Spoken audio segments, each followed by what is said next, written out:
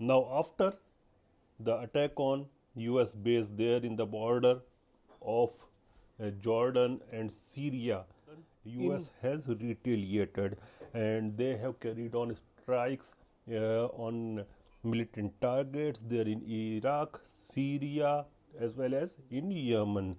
And it was bound to happen. Something Joe Biden has to do because it is an election year.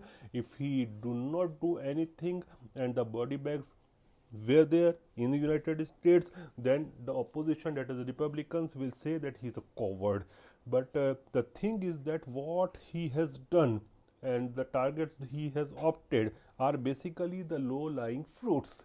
Why I say that? Because there are reports in media that the United States, via its other friendly countries, was in talks with Iranis that they will strike somewhere, some target there in Iran, and they will tell them in advance that they are going to attack that particular object so that there will be no casualties or minimal casualties, and Iran should not retaliate.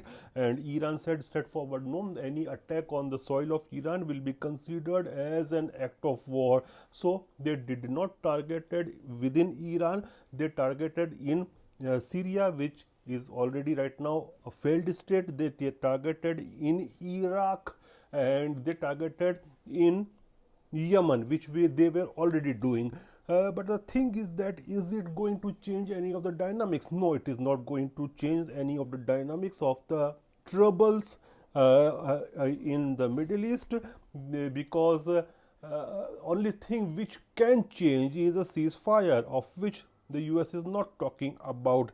A ceasefire can halt all these things and all these issues. The lines in the transport lanes there in the Red Sea will be cleared up. All these attacks going on will be reduced.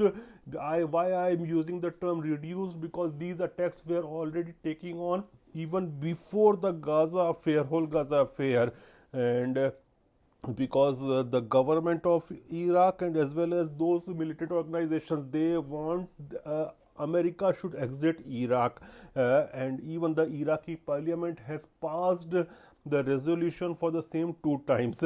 So these will diminish definitely if there is a ceasefire. Now you may ask, how is that possible that Americans via some third country were in connect with Irani authorities and they were asking them that okay, let us target somewhere in Iran and don't retaliate.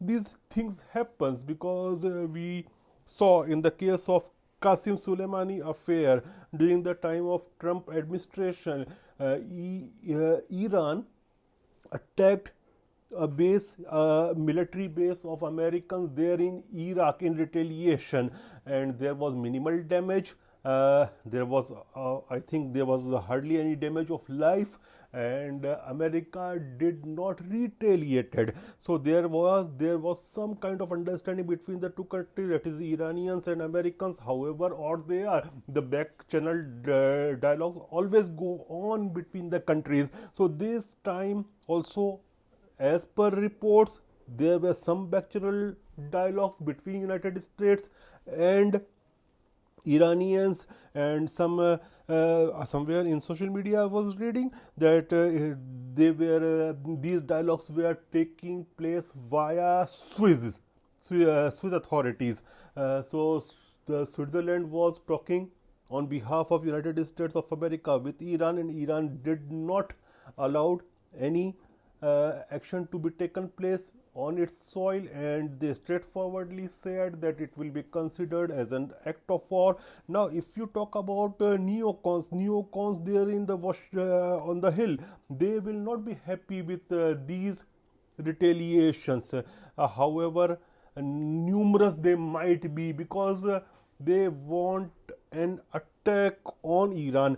You look at the timeline of even Tucker Carlson. Tucker Carlson called them he used the word F lunatics when some of them were talking about targeting Iran or striking Iran. Joe Biden himself said The White House has said that they don't want an escalation with Iran, and I think Iran don't want an escalation.